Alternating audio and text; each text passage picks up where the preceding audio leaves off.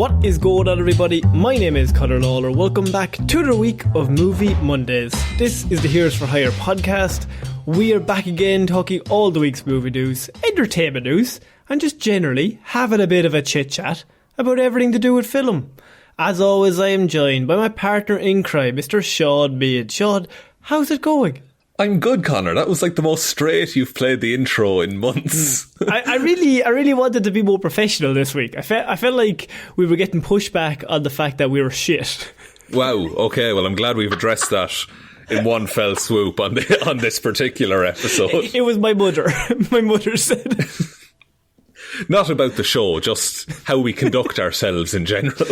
No, my mother's always like, that Shaun's a nice boy. I don't like that. I like your mum. She doesn't deserve the shit you give her. Get out of my life, Mom.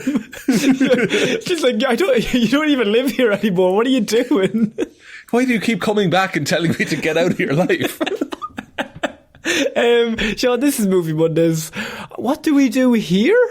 You have spent the week gathering all of the movie and entertainment-based news that you were able to find, and I have been too busy usually answering this question for weird news to know what I'm going to say at the minute. I went off book, it was weird.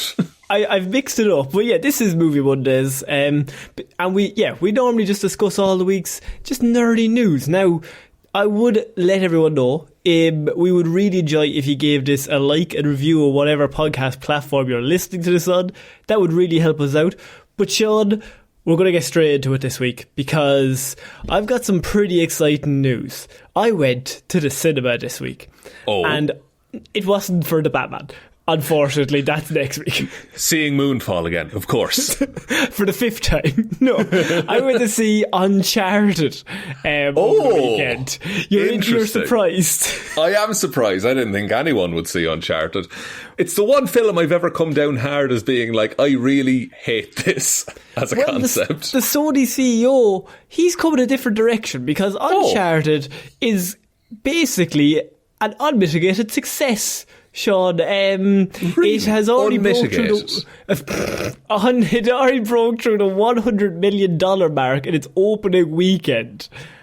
Okay. How much did it cost to make, though?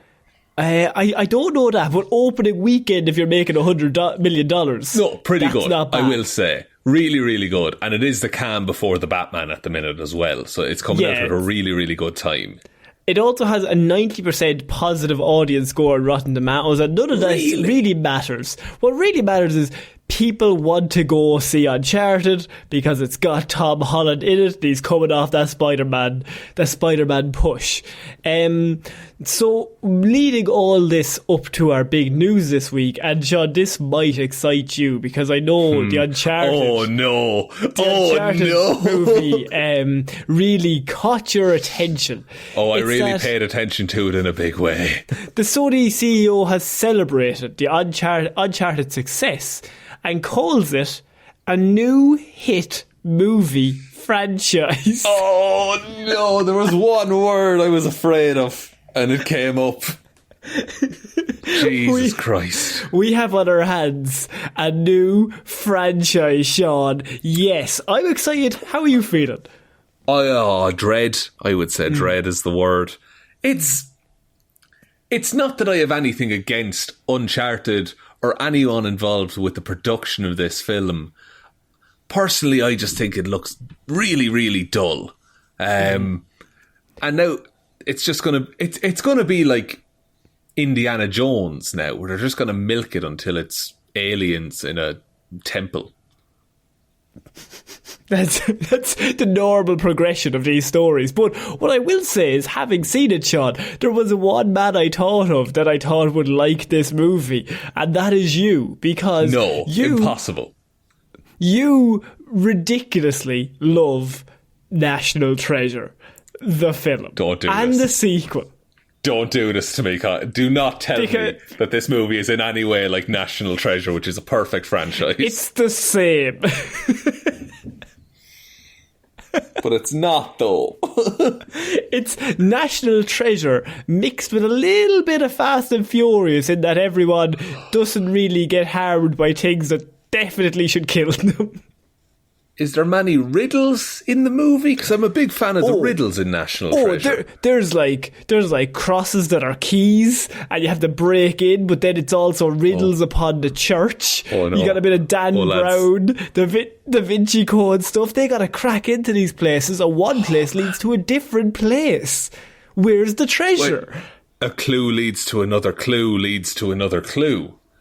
Yes, and in several of the clues they nearly die due to traps set by previous generations hiding they're ancient the treasure. Traps.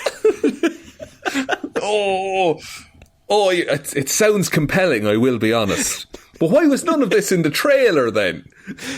Well, the trailer was mostly just being like, look at Tom Holland, this is Uncharted. But having watched it, I think, no, this is not to say the movie is good. What I will say is it's very bland, it's fine. Okay. It's one of those where after I see it, I kind of forgot that I had seen it. That's not, like, it's not bad, actively. It's just a movie that happens and Tom Holland is charming in it. And I'm like, okay, I'm with you there. And also there's some weird some riddles. Here's a question. Is Tom Holland just playing Peter Parker in this movie? Or is he a more confident kind of character in it? I will admit he is just playing Peter Parker, yes. Okay. So he's kind of... He's really capable, but very earnest and reserved. Yes, that is literally the character description that I had in my head. But also, this might surprise you, Mark Wahlberg's in it, and you'll never guess who he's playing, just in terms of as a character. Is he playing... I'm going to hazard a guess here. Is he playing Mark Wahlberg? He's playing more Mark Wahlberg than ever before. Oh, no. It's like he turned up to set and they just went, Mark, you don't really have a character. Just play around and we'll see what we can use. So is this like fantastic? Is it Transformers Mark Wahlberg? Or like... No, it's Marky like... Mark. It's like sarcastic Mark Wahlberg. So he's like, from Daddy's Home. Okay. Like he's cool and he's tough. And he's always like, oh, Tom Holland, you don't get it. This is what I really think. But he's like taking the piss out of him at the same time. It's a very nice relationship. Also, there's riddles that lead to treasures. The riddle, I'll be honest, I'm more excited about the riddles. I will be completely honest here. The news of this becoming the next big franchise, I can take or leave that myself. I'd rather they continue National Treasure if they're going to do that. But I mean, give Tom Holland another job after Spider-Man, you know? So why we bring this up is that we could be having another franchise on our hands here that Tom Holland is now a part of. He's just left Spider-Man and now Sony are like, we're locking you in for another at least 2 probably Uncharted films because they keep making more than they cost to make. That, you know what, that is very true. I don't know if he's confirmed as having left Spider-Man. There's no plans for those movies at the minute. So he's busy filming Uncharted 3. He doesn't have time. He's already on the 3rd. The man's a machine. And he's so earnest and good at flips. And yet he's reserved. And yes, he doesn't know what's going on sometimes. And he worked in a bar. Did you hear that he worked in a bar while training for this? Because that's all that's been being pushed to my phone for weeks. So just so everyone knows, we could be getting many more Uncharted films. It's a video game movie that's not actively terrible though, so there's that. That is actually an achievement though, because like I think the best one before this was probably Detective Pikachu or something like that. Yeah, I would say Detective Pikachu was probably the best one. What about Doom? 2005's Doom with The Rock? Detective Pikachu knocked it off the top spot, I will admit. But up until then... what about World of Warcraft? Oh, a classic, of course. What about Michael Fassbender's Assassin's Creed? All greats in the genre. Upset by Uncharted.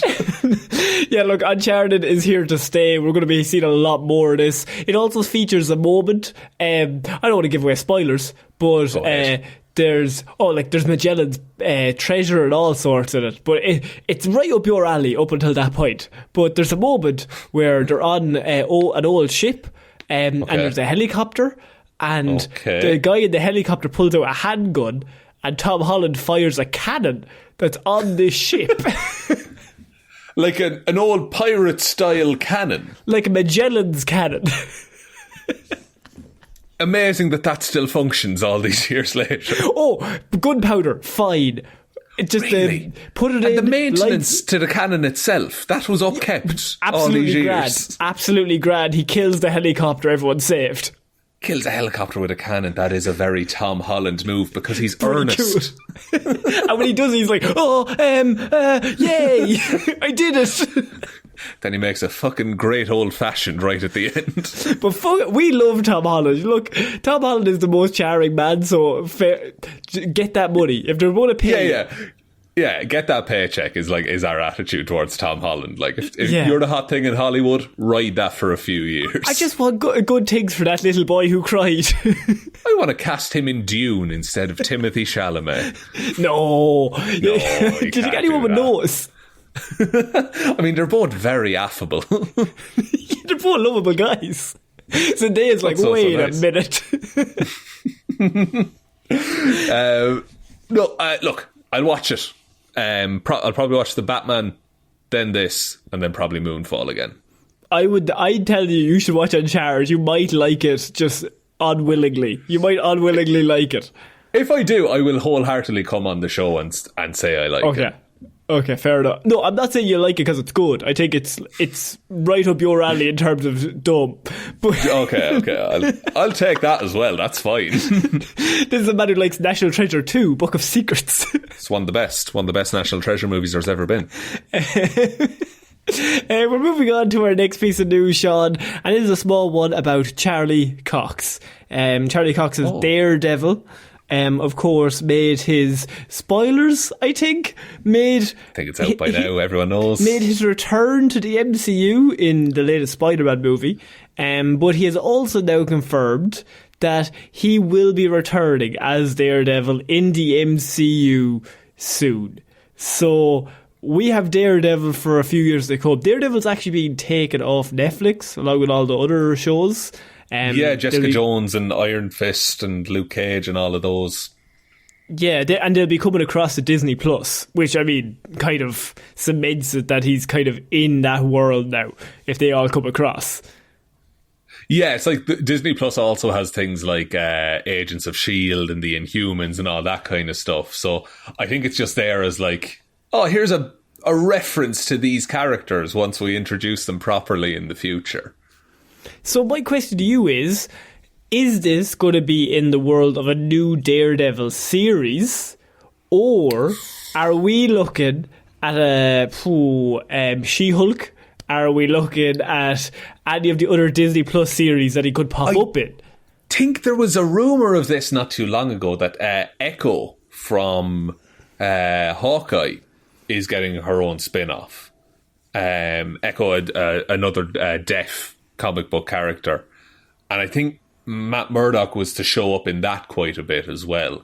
I also wouldn't be surprised about the She-Hulk thing because they are both lawyers in New York, so that makes a lot of sense. And after that, like, he can kind of just be one of those characters that pops up because he's around, he's always there. But then my follow-up to that is, will we ever see a Daredevil season 4? Basically, is kind of what everybody's wondering.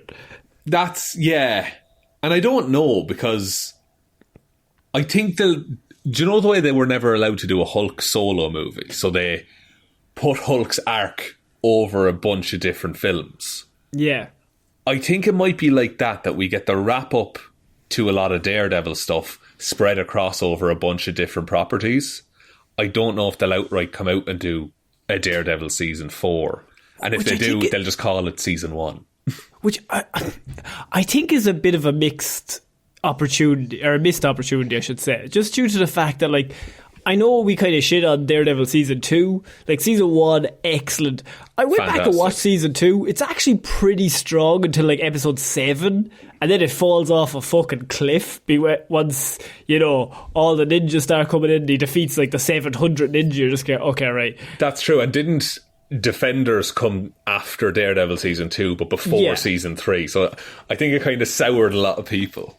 Exactly. And so you have that like probably I think a 7 episode stretch that's really bad, but then like season 3 of Daredevil is really strong again. Like, I remember thinking this is like really good, because I think we all went into it not expecting much. I just said we had the last half of season 2 and then the Defenders, and you're kind of like, it's fine. I mean, yeah. But having watched that, I'm back all in.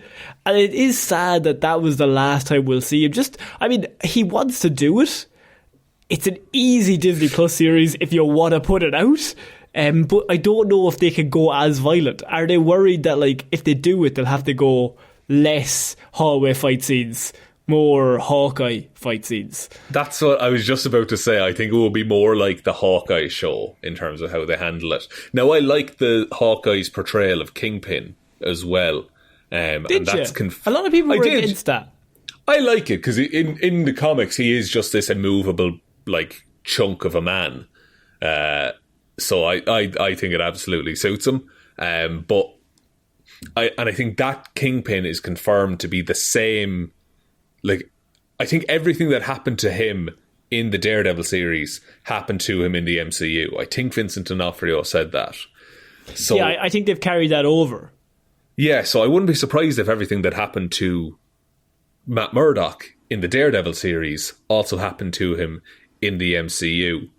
And we just see the wrap-up of their story over, like, maybe the next, Spider-Man film or something like that. Yeah, you could. I mean, you have that team up with Spider-Man. That's an easy one. That's just waiting to happen. Yeah, like She-Hulk, Moon Knight. I mean, he could pop up in Moon Knight, could pop up in Secret Invasion, could pop up in Doctor Strange, the Multiverse of Madness a little bit. I don't know if he would, due to the fact that, like, Spider-Man's kind of that. I think that was the version that they wanted him in, but I would say probably more likely. I mean, where's Moon Knight set? That's in New York as well? It's traditionally he's in New York. The series seems to be bouncing around a bit to like London and a bunch of like European and African locations. But I think he's going to end up... It's anywhere where the character goes to court in some way. Yes, you can always like just summon in Matt Murdock to defend you. I think She-Hulk is probably the most likely one. I like the idea of them teaming up.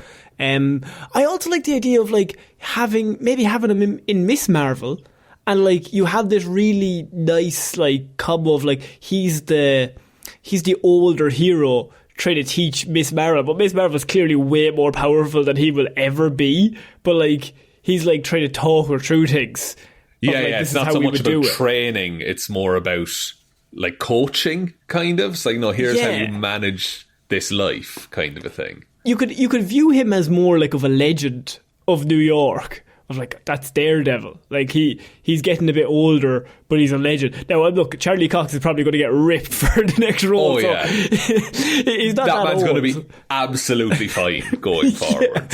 But he's busy doing RTE shows here in Ireland. That's the thing. Yeah, he just took a little bit of a career break from being Daredevil.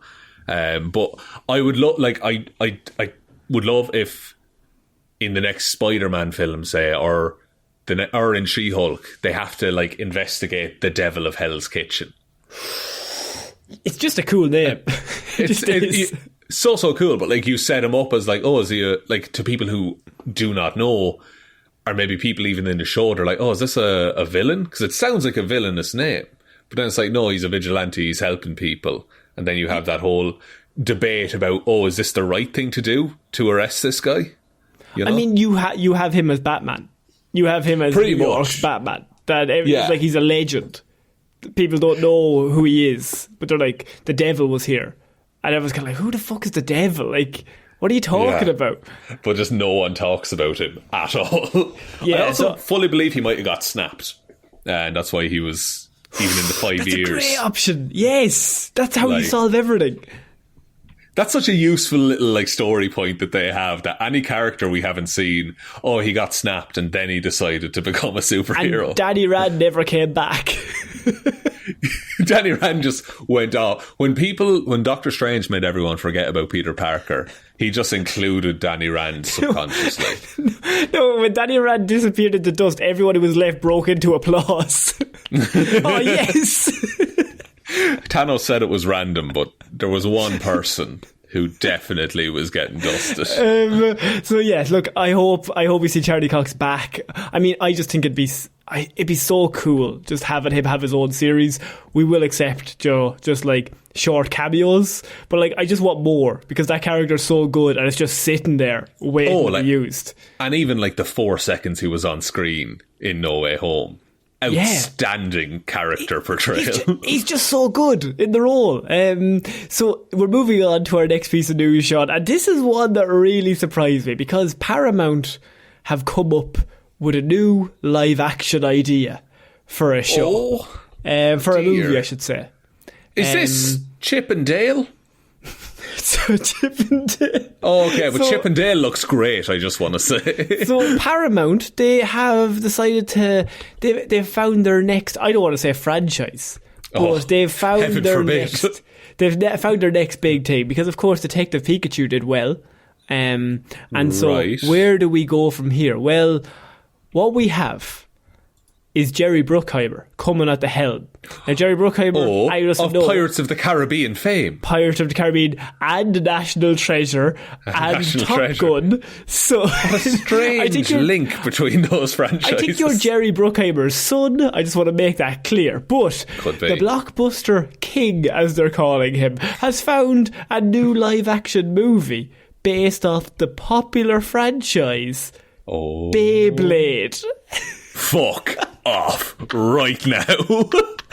Live action Beyblade movie is coming to Paramount. Holy shit, this is amazing. I don't even care that it's going to be terrible. That's class. I want to say, first of all, straight away, there's probably at least 70% of people listening to this who do not know what fucking Beyblade is. This story is only interesting to me and you because of our age bracket. So, Shaun, could you let everyone know what Beyblades are? Imagine spinning tops, right? But radical. Basically, the company made spinning tops. I think, was it Bandai or something like that? But they made spinning tops for 90s kids, and they had like monsters attached to them, and they were all jagged, and you'd fight them in this big arena. And then they did the Pokemon thing of making an anime designed to sell these toys. And each Beyblade had a Bey. Each Beyblade had a Bey launcher. So, like, you have this string, and you'd pull it, and then your Beyblade would start spinning, okay? That's normal. But your opposition would also spin his. They'd go into, like, a little bit of a coliseum. A bit of a coliseum, bit of an arena. Did you have an arena of your own? I didn't have an arena. I just had my own Beyblade. Oh, well, I had an arena, Connor, and I was the coolest kid on the street, okay? I had Master Draciel. That was my Beyblade. It's a defensive type. How can you have a defensive... It doesn't make any sense. It's bigger. It's got more mass, so it spins longer even after getting hit. Clever. Tactics, but my boy. Here's the One thing. lad in school okay, so they used to have this rip cord on them, right? And you would say, let it rip, and you'd pull the ripcord and that would launch the Beyblade. One lad in school, he like melted 2 ripcords together so it was extra long. Oh shit. So he used to get such a long pull that the yoke would just spin for ages. Oh fuck, he's cheating. Was that like steroids? But it's not regulation now. It's were they drug tested him? In primary school, yeah. You had to do a swab on the way in. For some reason, he's also on steroids. Like, he doesn't need it. He's after molding these things together. The stronger the pull you get, the better. But, so in this TV show, you would just basically pull on the string, the 2 things would spin, but in the TV show version, they would basically spin for as long as the plot needed. And at certain points, characters in the show would summon demons from within their Beyblades to fight. Spirit of the Beyblade. Yeah. They all had different, like... different monsters attached to them. One of the Beyblades I had came with a little kit to assemble the monster that the Beyblade represented. But then how did the monster, in real life come into the battle? Oh, well, there was a sticker on the Beyblade. And that showed the monster that it would be. Oh, shit. He's got a sticker. But in the show, that is how it worked, right? And so obviously they just sold trillions of toys. This was like Pokemon. In my head, it's like Pokemon, then Digimon, then Yu-Gi-Oh, then Beyblades. Beyblade, and then Bakugan tried to be a thing. But then it went kind of back to Yu-Gi-Oh. Most. Yeah. And now Yu-Gi-Oh is like the Yu-Gi-Oh and Pokemon, I think, persisted the longest. But this was pretty big for a while. So, Shaun, my question to you is a live-action Beyblade movie. Is there any interest? One, does the world need it? Two, and also, how bad is it going to be? I mean, it depends how they do it, because the traditionally live-action anime adaptations, absolutely dogshit terrible. Like, look at Cowboy Bebop on Netflix recently.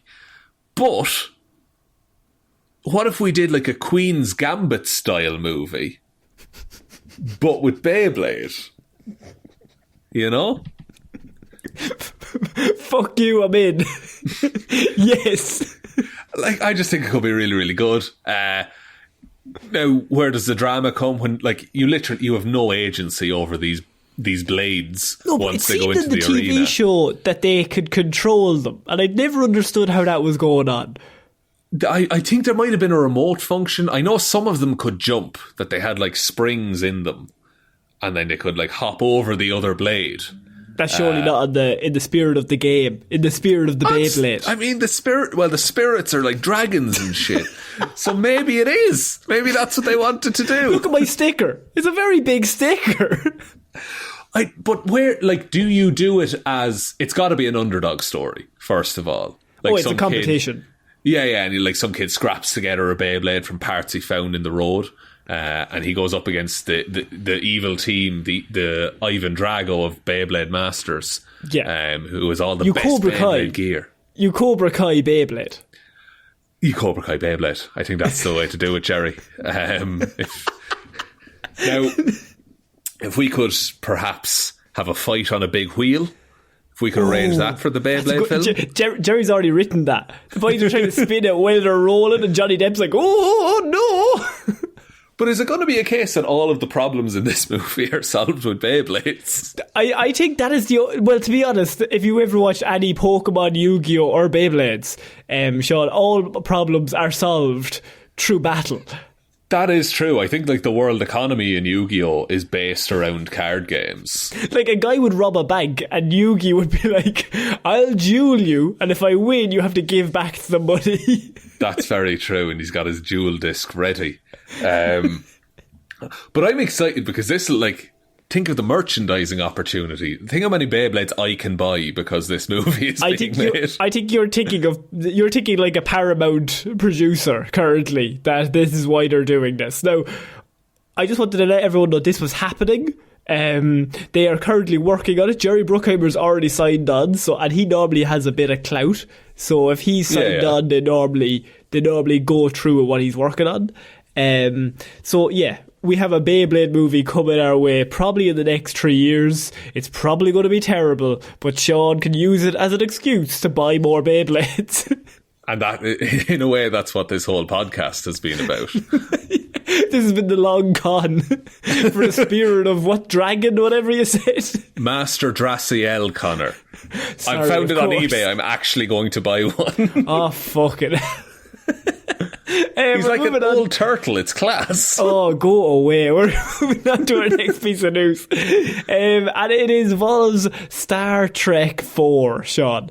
It wasn't Quentin Tarantino going to do this at some point? So he was lined up, and then he was removed.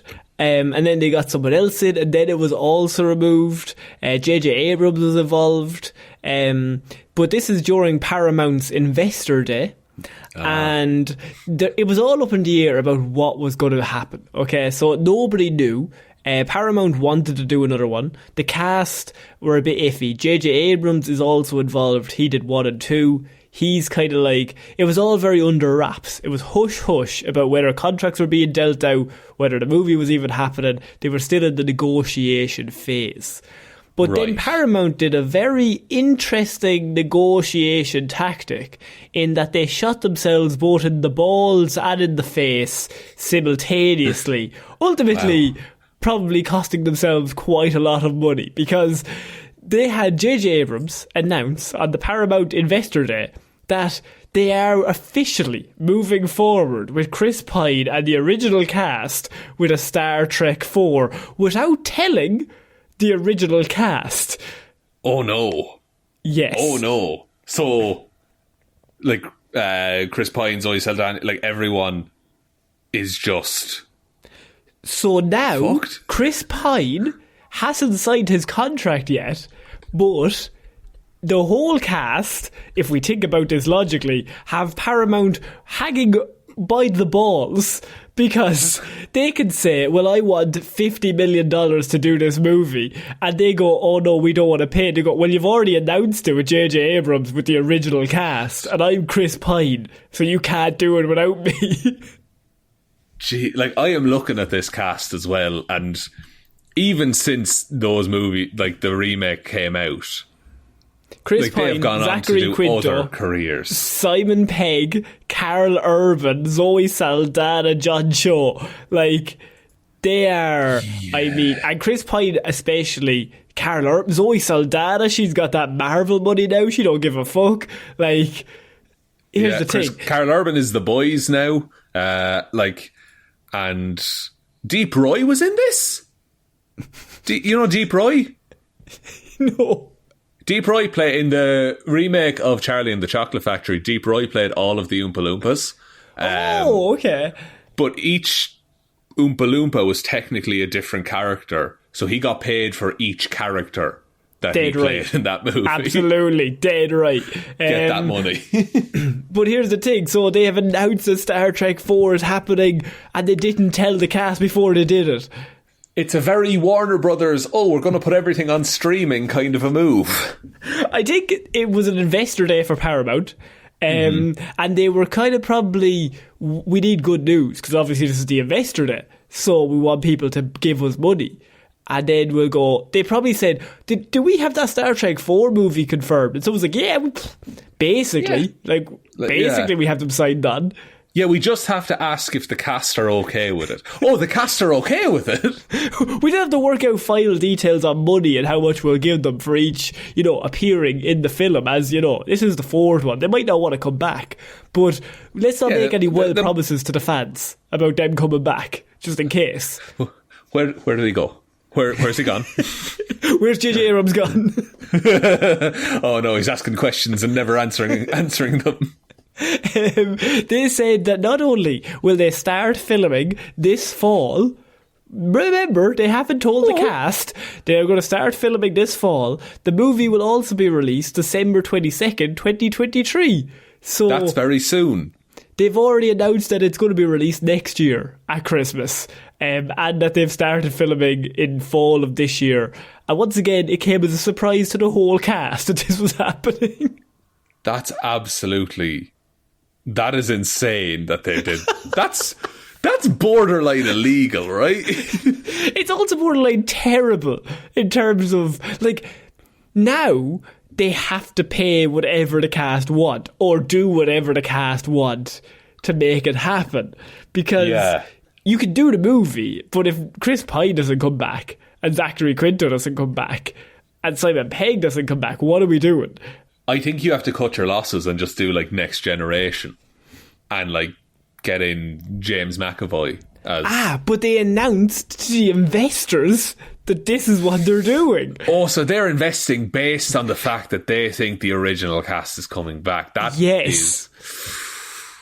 Oh, I see. So if they give money and then say Chris Pine says, sorry, I have to do Wonder Woman 3, I can't film then the investors are more likely than not to say, well, I'd like my money back if you're not doing Star Trek. So they lied to their investors. They didn't lie technically, because I probably they were in negotiations. But if you are any of these people's agents and this has just been announced, you're like, Chris, stop for 1 second. They have to agree to whatever we say. Chris, what do you want most in the world right now? Because we can get it. Because literally, whatever we ask, they have to say yes. Because they need you. You are literally Captain Kirk. They said that not only were they all coming back, as of now, Pine is said to have started early negotiations as he's the linchpin to the project. Quick keywords, early negotiations in that. So they've arranged a meeting with Chris Pine is what's happened there. The screenplay isn't even written, by the way. It's being worked on at the moment with no budget yet in place. So they have nothing. They went in with nothing to this investors meeting. Panicked and said, "Oh, Star Trek 4. You know, we're all really excited. It's coming out next Christmas. Great to have this Christmas? No, next Christmas." I love they got pressured into it. They're like, "Oh, it's coming out," and someone's like, "Do you have any more?" It's coming out at Christmas. And good release time. Yeah, good. And what, like next year or this year? What do we think? Because obviously you have it all worked out for the year. Yeah, it's 2023 it's coming out. Yeah, 23. Yeah. He looks definitely at his friend like 23. And the man's like, shrugs his shoulders, like, yeah, I don't know, probably. He's like, looking at the investor is like on his way to write a check. And they're like, oh, it's coming out 2024, 5, 3. And he finishes signing the check. $2 million. Wow. Wow, we can pay Chris Pine with this. Oh, man, I hope that cast are just like, okay, well, what are we going to do? I would like 4 days off a week, please. Yeah, I want to not be on set at all. I've got this green screen. But you bring the green screen to my house. I spend half an hour doing one scenes, or just one cut of one scene, and you just put it in the movie. And that's my negotiation. I want a scene on the holodeck where everyone is Captain Kirk. So, by the way, J.J. Abrams is not going to be directing this. So it's Matt Shakman, who's director of WandaVision. He's going to be coming in to direct this. So they have a director. So that's good. They just don't have a script or a cast or a shooting.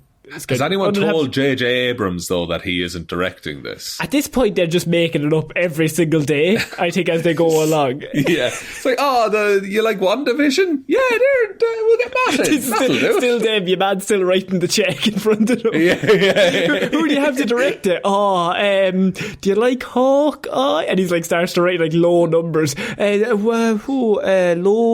key. WandaVision. My kids love the WandaVision. Yeah, no, we have that director. We have him coming in. Yeah. We're going to make WandaVision. It's have you heard of Steven Spielberg? We don't have him. Have you heard of Martin Scorsese? He loves these kind of movies. I hope they announce Scorsese's coming in to direct Star Trek 4. They're just like, Citizen Kane. We're going to do Citizen Kane again. Just someone losing it in front of a whiteboard. I want to see what happens. I think this is going to be really funny for the next few weeks to find out what the cast do. But yeah, look, if you could get them to give you like 5 days off a week, just work one day for half an hour. Every day lunch is for like 3 hours long. Just take your time, lads. Pitch anything. Yeah. Speaking of pitching, Shaun, we have Kenneth Branagh. Now, Kenneth Branagh, who you might know, director of recently Death on the Nile. Pretty good film. Pretty good film. He's known for obviously playing Agatha Christie characters, I should say. But not only is Death on the Nile after coming out, Kenneth Branagh is pitching, and this is some of your favourite words that I know you're going to like, a film verse based on Agatha Christie's Miss Marple. He wants to make a Christie verse, Shaun. This is awful. Like, the idea itself is fine, but the marketing spiel that has to be put around it, I hate. Also, Knives Out is just going to be better, isn't it? Look, I mean, you've got Miss Marple there. You've got Poirot. There's 2 in the universe. So you're up to 2. And I think they're the 2 that we're probably going to concentrate on most, if we're honest with ourselves.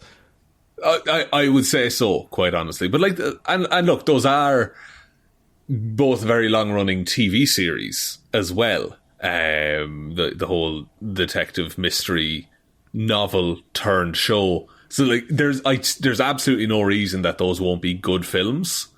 But please, like, what's the benefit to that being a shared universe with Poirot? Like, why can't you just make those films individually and just call them, oh, here's an Agatha Christie story? I think he's thinking of, in terms of, like, you do Miss Marple movies and Poirot movies, same time, but, like, they're just movies that they make lots of money, but they're separate detectives. And then maybe you work up to an Avengers team-up. Or they both have to they have to investigate each other's murders. Oh, excellent. They're both dead. And hear me out here, Chris Pratt as Poirot. Oh, shit. No, Chris Pratt is Miss Marple. Oh my God, then who do we get to play Poirot? Jennifer Lawrence. I'm going to announce Chris Pine as Poirot. Chris right now. Bring Chris in. What's he doing? Nothing. Kenneth Branagh is amazing as Poirot. And I think, like, he's perfectly cast. He's a very good director. He also directs those movies. And then in Nile, it's quite fun. If you don't know who the murderer is, I think it's an excellent little murder mystery romp.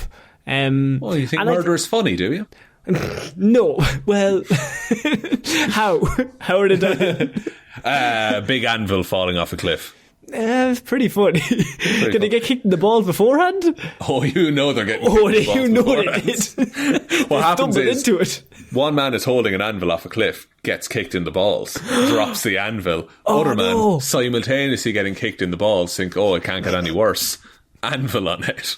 Piano on guy kicking. Oh, then he pops out with the piano and all of his teeth are keys. I love that. Yes, I'm in. But here's the thing, right? You've got murder mysteries. I feel like with the success of Death on the Nile and, of course, Murder on the Orient Express and all that, you've got Knives Out, which, excellent, one of my favourite movies. I feel like they're going to ruin it. And I think this is them ruining it. Because... Yeah. Because a murder mystery, something like this, is like one every 3 years. I want one every 3 years or one every 4 years. Just a random movie where there's a murder mystery. We gotta solve it. It ends with everybody in the one room. It's like, the murder is among us. But who? That kind of thing. What if we make a movie about Among Us, the video game? Of course. But what will happen with this is you're going to have Miss Marple, Poirot, Knives Out 5... back to back to back to back, ultimately reducing each movie's effectiveness because they're all different, but they're all the same. That's very true, and I think we talked about it with Knives Out, where I think you said it like we hadn't seen something like that since Murder on the Orient Express, which had come out a couple of years beforehand, and it's like that's what makes it special, is that it's not something you see every 4 months in the cinema. But I think it's because people like them, but people like them because we haven't seen that in a while. Like, obviously, we had the long run of TV series, and there's always a murder mystery on whatever channel you're watching at some stage throughout the day, whether it's CSI or whether it's like any of those shows. But once they realise these make money, they're just going to keep putting them out, one by one. And I do feel at the minute that they're afforded kind of a special treatment in terms of how they make the movie. Like, the director would be given a lot of freedom with something like this. But once they crack the formula, it's going to be like, no, you have to make it this way. And I mean, there is a formula there. I mean, there's a formula there from years of, like, even like Columbo, or like just one more thing. Can I just ask you one more question? And then you're like, at the end of the show, you're like, oh yeah, that one small detail is what solved the whole thing. That's great, and it also makes people feel smart. If you pick the killer out before everybody else, you're like, they definitely did it. No, and that's the thing, is like, and they always show every possible character who could be the killer. They show them all right at the start. Exactly. So you can pick it. Knives Out, I think, still has it, because obviously with Poirot and Miss Marple, we've seen that before. Yeah. And it's hard to do a murder mystery and surprise if it already exists. Like, it's already out there. Yeah, Knives Out is kind of, the strength of it really is its characters. Because with, like, I find with the TV shows from those other murder mysteries, it's like, the mystery is what you're in for. A bit of Miss Marple mainly, but like, every character in Knives Out, like, shone. And it was a treat to watch all of them. And we had never seen that murder before. So once you've never seen it in any way, you're like, okay, well, who could it be? We don't know. Knives Out 2, I think, has a massive advantage over this. Because, like, as I said, it could be anyone. And also the cast for that film is outrageous. It's so good. It's one of those where it's not just one big star. Like, if it's one big star amongst them, you're like, well, they definitely did it, because they're not going to pay that person all that money.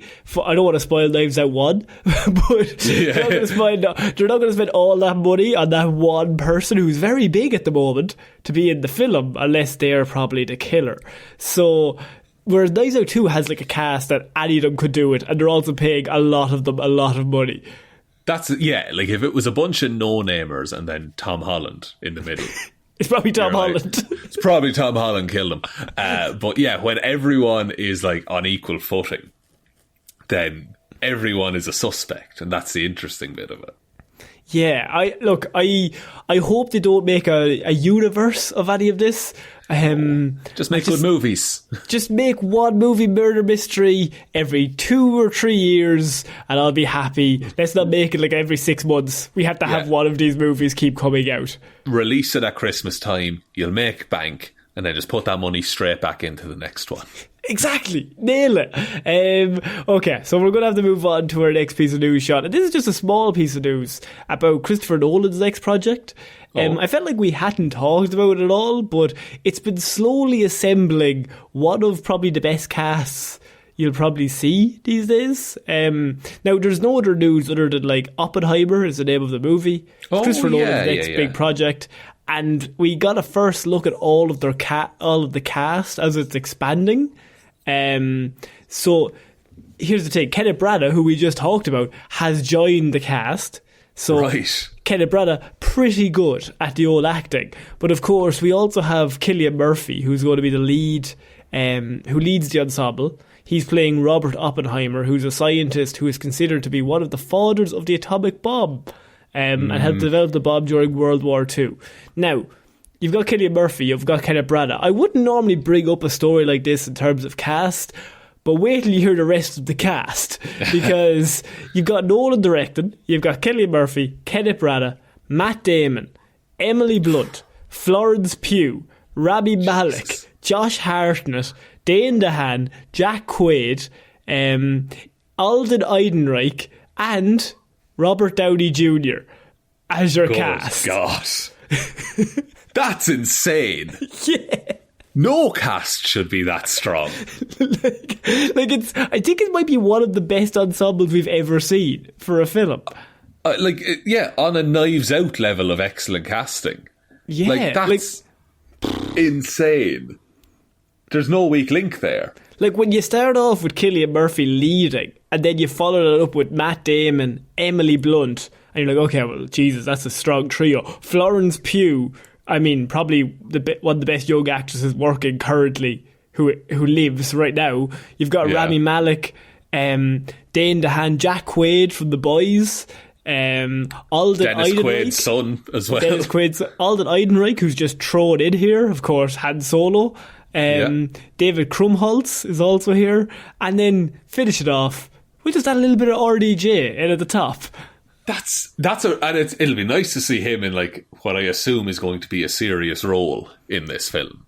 I think he probably wants to play something like a little different to Tony Stark. Or Dr. Dolittle. Don't forget about Dr. Dolittle. True.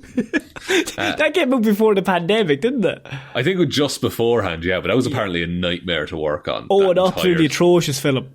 Yeah, atrocious film, atrocious working environment, all of it bad. I imagine this one's going to be a lot better. Now, Nolan's coming off Tenet.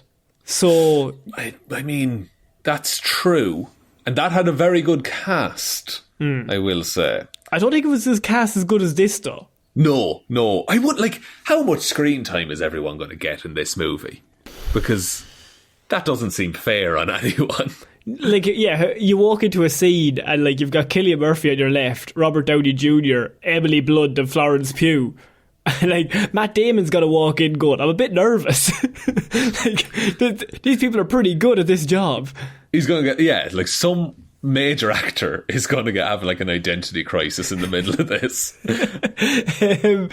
I just wanted to really cover that is coming out. It's coming out next summer. And it's currently being filmed as we speak. So, look, what we don't know anything about it other than the fact that it's based off, obviously, Robert Oppenheimer, creator of one of the falls of the atomic bomb, all that stuff. But other than in terms of plot, not quite so sure. Definitely something to keep an eye on. But, Shaun, we're finishing off this week with Sony's casting. Because Sony have added a villain to Kraven the Hunter, the film. An interesting statement you've just made, Connor, because Kraven the Hunter is a villain. It's interesting you say that, Shaun, because Kraven the Hunter can also be a bit of an anti-hero, can't he? Jesus. I mean, he did make 100 clones of himself and then have all the clones kill each other to find the best clone. Is that the action of a hero, Connor? That's cool, though.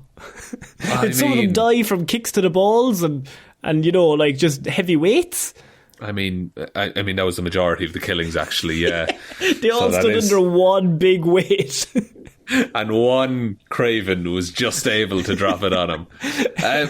So Kraven, an anti-hero. Who's the villain in that scenario? Is it Chameleon? The Chameleon has been added to the Kraven the Hunter movie. Very good, Shaun. Thank you. So, Sony has announced that the Chameleon will be the villain in Kraven the Hunter's solo movie. Of course, Kraven the Hunter being played by Aaron Taylor-Johnson. What I want to know, Shaun, is can you tell us a little bit more about Chameleon? What's his deal? It's actually kind of strange. So Chameleon was Sergei Kravenov was Kraven's adopted brother, I believe, and they grew up together. Everyone gave Chameleon shit. They'd treat him like absolute, like a lesser creature. And Kraven was the only one. Kraven hated him, but he still showed him some level of kindness. And so Chameleon was like, I will fight and die for you, Kraven. And that's why his whole thing is the chameleon. He'll just wear a face to make people like him. He will be whatever someone needs him to be. That's so that they give him sad. Any sense of approval. It's really sad. Chameleon is a heartbreaking character. He's also a maniac. But he's his origins, you can absolutely see where that comes from.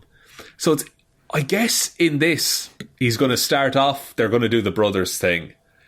Kraven is going to get real mad at him one time, and then Chameleon's going to go off on his own and get angry and look for revenge, I think is what's going to happen. Right, and do you think it's going to be a situation where you have anti-hero and villain as two sides of the same coin, Shaun, but they're against each other? I suppose so, because the Chameleon can also, he's a master of disguise. Depending on the version, he's either a master of disguise or can magically change his face and stuff. Right. Don't know which one they'll do here. Probably the magic changing of the face. So you can have a Kraven on Kraven fight in that case. I mean, I think it's just cool visually, I suppose. But that's the ultimate... I know this is in Sony, but it's the ultimate Marvel thing, that the villain is just a hero, but just in a different coloured outfit. Yeah, and I feel like Sony are still playing catch-up on that. But I think it's going to be a case that Kraven's going to be bad, but not entirely bad. And he's punching an orphan, but Chameleon's punching two orphans. And he's lad... Come on now. Come on. At least give one orphan a break. Come on, boy. I have the other one waiting to be punched. But like, you can't give the right beating if you have both hands taken with 2 orphans. You know what I mean? No, I do know what you mean, Kraven, but here I am punching orphans still. And everyone in the audience is like, he's so good. Oh my God. Kraven's a saint. Like, you need... Because Kraven needs to hunt someone worse than Kraven. So he's going to start off, I assume, hunting like a Morbius or a Venom. Move on to Chameleon then, once he sees the things that Chameleon is doing. What if... Marvel's what if... What if Chameleon turns into Tom Holland for a bit? Actually, that's an interesting thing. Do they have the rights to do that? I mean, because they technically do. They're technically, Sony. They would. They could do Andrew Garfield. But why would he? Like, in this universe, he is technically Tom Holland. So why would he turn into Andrew Garfield? Well, I don't know. I don't know if in the Sony universe it's Tom Holland. Oh no, because we see... No, so at the end of Venom, Let There Be Carnage, Venom goes to a different universe and sees Tom Holland on TV. Yes. So it's not obtuse to say that after the events of Far From Home, Andrew Garfield's Spider-Man makes himself known again. Maybe he's been operating in the shadows. He hasn't actually been public in a few years. It is mad, though, that, like, if Spider-Man existed in Venom's universe, we've just never heard anything about him in 2 movies. Yeah. I guess. But that Spider-Man, did he ever have... Like, I suppose people did turn into lizards in New York. I was wondering, would that be national news? Pretty public. Pretty public, alright. It was pretty like, I want to make everyone a big giant lizard and I'm going to like turn everybody into lizards. And then Spider-Man was helped by the people of New York using cranes. Yeah, oh yeah, they did. Yeah, that crane thing alone would have made Facebook. Yeah. And there was the whole scene at the end of Spider-Man 2, The Amazing Spider-Man 2, when all the police are there, but there's a massive crowd. And I'm assuming newspapers are there when the rhinoceros shows up.